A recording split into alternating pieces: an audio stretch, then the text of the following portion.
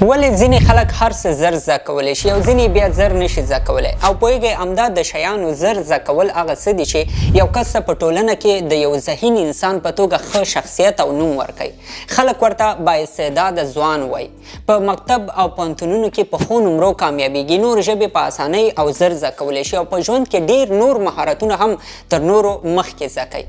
جالبه دا ده چې هر څوک د دوی په شان کیدی شي، د دوی غوندې شیان زر زده کولی شي او په هر څه باندې زر سر خلاصولی شي، خو یوازې هغه طریقې او لاره یادول غواړي چې شیان پې زر زده کیږي. هغه ملګري چې فکر کوي هیڅ شی زر نشي زده کولی، په خپلو درسونو سر زر نه خلاصیږي او نوي مهارتونه هم په ډېرې سختۍ سره زده کوي، نو دا ویډیو د هغوی لپاره ده. ځکه په دې ویډیو کې ما له بېلابېلو کتابونو، تحقیقي مقالو او د استادانو له خولې هغه لارې چارې راخیستې دي چې په عملي کولو سره شاید هر څوک هر څه په اسانۍ او زر زده کړي او دا ټول هغه لارې دي چې کامیاب خلک په خپل ژوند کې هره ورځ عملي کوي. راځئ نن همدې مسله باندې ځان پوه کړو چې هر څه څنګه زر او په اسانه یاد کړو.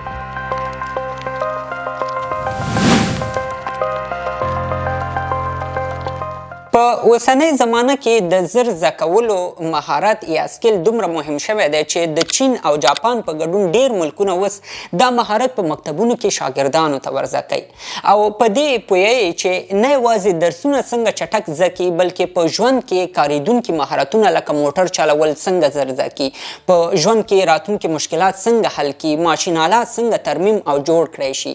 مثلا په جاپان کې د مکتب شاګردانو ته دا ښودل کیږي چې څنګه د یوې ناڅاپي مسلې په وخت کې عاجل فکر وکړي، هغه معلومات چې دی په ذهن کې لري څنګه ترې استفاده وکړي او عملي کړي او مشکل ته د حل لپاره چټکه لاره پیدا کړي. په چین کې بیا د مکتب په شاګردانو دا زده کوي چې څنګه تیز او زر مطالعه وکړي، له یو کتاب یا مضمون نه مهم معلومات په کوم شکل راټول کړي او څنګه یې د ډېرې مودې لپاره په ذهن کې وساتي. او دوی د دغو شیانو د زده کولو لپاره بېلابېل میتودونه، طریقې او لارې چارې استعمالوي. خو مخکې له دې چې په دې لارو چارو او طریقو باندې خبرې وکړو، راځئ اول په دې ځان پوه کړو چې ذهن کې معلومات څنګه حفظ کیږي یا ذهن څنګه کار کوي او دا به موږ ته لا اسانه کړي چې د شیانو د زده کولو لپاره جوړې شوې طریقې او لارې لا ښه عملي کړی شو. په اصل کې معلومات په ذهن کې له دریو مراحلو یا پړاوونو نه تېرېږي او کله چې له دې دریو مرحلو نه تېر شي بیا نو هغه معلومات د اوږد یا ډېر وخت لپاره په ذهن کې ساتل کیږي او له چا نه هېرېږي. اول ته یې د معلوماتو انکوډینګ مرحله وایي. انکوډینګ په دې معنا چې موږ د سترګو، غوږونو یا د یو شي د لمس کولو له لارې شیان یاداشت کوو. مثلا په سترګو یو شخص ګورو او په حافظه کې مو یاد پاتې کیږي، په غوږونو یو څه اورو، ذهن کې مو ساتل کیږي او یا یو څه په لاسونو لمسو او یاداشت کې مو پاتې کیږي. کله چې د یو څه د لیدو یا اوریدو او یا هم د لمس کېدو نه تیر شي بیا نو د معلوماتو د ذخیره کولو مرحله را رسیږي. دې مرحلې ته د میموري سټوریج مرحله وایي. په دې مرحله کې معلومات په دریو برخو ویشل کیږي. ځینې داسې معلومات هم وي چې شاید د یوې ثانیې یا له دې هم لږ وخت لپاره ثبت شي او بیرته له یاده ووځي چې دې ته سنسري میموري وایي. مثلا تاسو په یو موټر کې ناست یاست او بهر مو یوه رمه ولیدله چې سریږي، خو څنګه چې راتېر شوئ نو له ذهنه دې چې په رمه کې څه رقم څاروي وو یا کوم رنګ وو. د سنسري میموري سره سره د لنډمهاله حافظه یا شارټ ټرم میموري هم شته دی. په دې کې بیا معلومات د یو څو ثانیو، څو دقیقو یا لږ وخت لپاره ثبت کیدی شي. مثلا د یو چا تلیفون شمیره په عاجل ډول یاده کړو، په دې خاطر چې په تلیفون کې یې ثبت کړو یا ورته زنګ ووهو، یا که ناڅاپي د یو چا نوم یاد کړو او بیرته یې استعمال نه کړو او په بل کار باندې مشغول شو، هغه نوم د یو څو ثانیو لپاره حفظ کیږي او نور له یاده وځي. همدارنګه اوږدمهاله حافظه یا لانګ ټرم میموري هغه معلومات ثبتوي چې د ډېر وخت لپاره ورته ضرورت وي. په دې حافظه کې زموږ عادتونه، تجربې او مهارتونه او عمومي معلومات ثبتېږي. لکه موږ او تاسو هر ورځ لمونځ ادا کوو او دا لمونځ چې موږ کوم ثبت کړی دی دا زموږ له ذهنه نه وځي او دا په اوږدمهاله حافظه کې حفظ شوی دی. د میموري سټوریج مرحلې نه وروسته د یاداشت مسله ده چې دې ته د ریټریول مرحله وایي. دا برخه داسې کار کوي لکه تاسو چې په کمپیوټر کې د یو څیز پسې سرچ کوئ او کمپیوټر درته هماغه څیز له سرچ کولو وروسته پیدا کړي. یعنې په دې مرحله کې ذهن هماغه څه درته رایادوي چې ته یې له ذهنه غواړې. مثلا په امتحان کې ته یوې پارچې کتابچې ته ناست او د یو سوال لپاره په ځواب باندې فکر کې او له څه فکر کولو وروسته درته ذهن هماغه ځواب را یاد کړي چې تا په تیرو ورځو کې د امتحان لپاره یاد کړی و.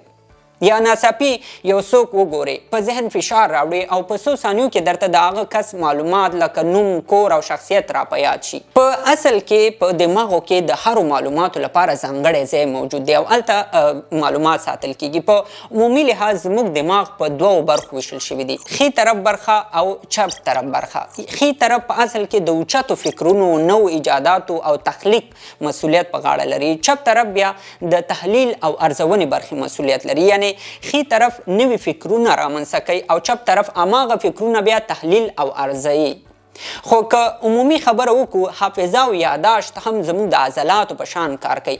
که موږ هره ورځ ورزش وکړو، زموږ د بدن ټول عضلات ورسره قوي کیږي. همداسې کله چې موږ یو څه نوي زده کوو نو زموږ په دماغو کې نیورونونه له یو بل سره په اړیکه کې کیږي او فعالیت شروع کوي.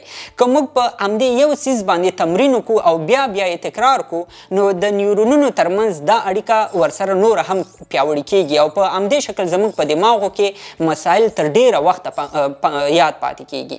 د نیورونونو د ارتباط همدې پروسې ته د نیوروپلاسټیسیټي پروسه وایي. یعنی که چیرته موږ کوشش وکړو چې یو څه معلومات د لنډ وخت لپاره حفظ کړو نو دلته په دماغو کې به د نیورونونو ترمنځ نوې اړیکې جوړې شي او که دا معلومات بیا له ځان سره بیا تکرار نه کړو نو دا ارتباطات یا کمزوري کیږي او یا له منځه ځي او لاندې سره کوم شیان چې موږ یاد کړي هغه مو له یاده وځي. خو که چیرته هغه معلومات چې موږ غواړو حفظ یې کړو بیا یې له ځان سره تکرار کړو نو نه یوازې دا کنکشن کمزوری کیږي نه بلکې دا کنکشنونه لا قوي کیږي او معلومات زموږ په ذهن کې د ډیر وخت لپاره ساتل کیږي. او که یو انسان په دماغو کې د نیورونونو ترمنځ هر څومره قوي کنکشنونه ولري نو هغه به نوي شیان په اسانۍ سره یادولی یا زده کولی شي. یعنی هر څومره چې د یو کار د حفظولو تمرین کوو ورسره د نیورونونو ترمنځ اړیکه قوي کیږي او هر څومره چې د نیورونونو ترمنځ اړیکې قوي شي په هماغه اندازه دماغ قوي کیږي او نور شیان په اسانۍ او زر زده کیږي. اوس نو پوښتنه دا ده چې کومې هغه لارې چارې او طریقې دي چې خلک د مهارتونو، درسونو او نور معلوماتو د زده کولو لپاره استعمالوي.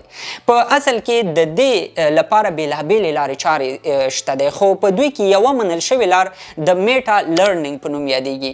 په دې میتود کې انسان بېلابېلې لارې چارې استعمالوي تر څو زر یوې نتیجې ته ورسیږي او یو څیز د ډېرې مودې لپاره په اسانۍ سره یاد کړي. په دې میتود کې انسان اول د خپل ځان د پوهولو سټایل یا لاره پیدا کوي چې کومه لاره زما لپاره راحته ده چې یو څه پې په اسانه زده کړی شم. مثلا ځینې خلک له ویډیوګانو ښه شیان زده کوي، ځینې خلک د لیکچرونو تدریس یا په لوړ اواز باندې د ویلو نه ښه شیان زده کولی شي. نور خلک بیا هغه وخت ښه زده کړه کولی شي چې یو کار عملا ترسره کړي او ځینې خلک بیا چې یو څه ولیکي، نوټ واخلي نو یو شی په اسانۍ سره په ذهن کې کېنولی شي. نو د میټا په طریقه کې اول انسان باید په دې باندې ځان پوه کړي چې له کومې طریقې نه دا په اسانۍ سره زده کړه کولی شي. کله چې دا معلومات وشول بیا نو د معلوماتو د ښه حفظ کولو یا د مهارت د یادولو لپاره په دویمه مرحله کې باید همدا معلومات استعمال کړل شي. مثلا ځینې خلک چې کله معلومات ترلاسه کړي او غواړي له ځان سره د ډیر وخت لپاره وساتي هغوی همدا معلومات نورو ته ورزده کوي او تشریح کوي خلکو ته. ځینې نور بیا په همدې معلوماتو کې له ځان نه امتحان اخلي، ګوري چې څومره یاد پاتې دي او څومره هیر شوي دي. نور خلک چې هغه معلومات چې ترلاسه کړي دي په خپل ژوند کې عملي کوي او له دې لارې په ذهن کې پاتې کیږي. مثلا که یو څوک غواړي چې نوې ژبه زده کړي، په نوې ژبه کې چې هره ورځ کوم لغاتونه زده کوي هغه په خپل ورځني ژوند کې له نورو سره په خبرو کې استعمالوي نو له دې لارې به ژبه زر زده شي.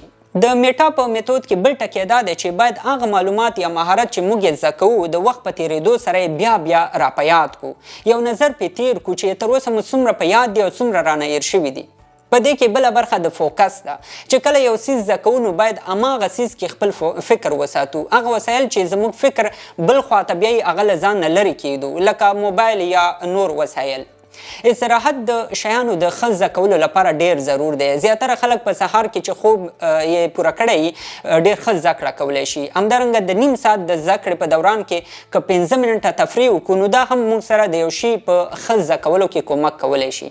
په دې برخه کې یو بله لاره دا هم ده چې یوازې په یوې طریقې باندې تکیه ونه کړو. که موږ یو څیز له کتاب نه زده کوو نو کولی شو چې د همغې مسلې په اړه له بل کتاب نه هم استفاده وکړو، له انټرنیټ نه هم کار واخلو، یا له استاد یا مشر نه هم پې یو مشوره یا نظر واخلو چې هغوی په دې اړه څه وایي. تاسو به لیدلی چې څوک قرآن شریف حفظوي هغه چې څومره نوی سبق یادوي باید پخوانی حفظ شوی سبق هم ورسره ګردان کړي، او کله چې ټول قرآن شریف حفظ کړي او که چېرته بیا یې ګردان ونه کړي نو د وخت په تېرېدو سره تېرېږي، او دا ځکه چې حافظه هغه څه د ډېر وخت لپاره په یاد ساتي چې موږ یې هر وخت را یادوو او له ځان سره یې تکراروو.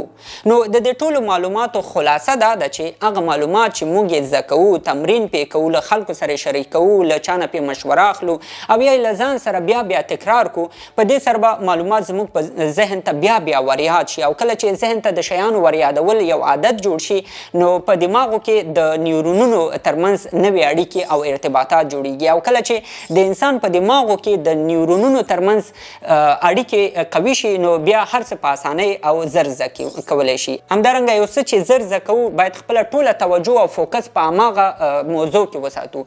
دوه کارونه په یو وخت کې کول د انسان فوکس خرابوي او نتیجه یې دا شي چې زموږ ذهن په دوو برخو ویشل شي او په ذهن کې مو څه کېنني. او بل مشوره چې د همدې برخې متخصصین خلکو ته ورکوي هغه دا ده چې که یو څه زده کوو نو په ځان باید پوره باور ولرو چې دا زه زده کولی شم. که ځان ته ووایو چې زه یې نشم زده کولی بیا یې رښتیا هم نشو زده کولی. یعنې کله چې ته باور ولرئ چې زه یو څه زده کولی شم هغه به حتما زده کوې، او کله چې ځان ته ووایې چې زه یې نشم زده کولی هغه نه زده کېږي. مثلا یو کس هر وخت په مجلسونو کې نورو ملګرو ته وایي چې زما حافظه کې نومونه نه پاتې کېږي یا د هر چا نوم نشم یادولی، نو هغه خپل حافظې ته دا ورزده کوي چې نومونه په یاد مه ساته.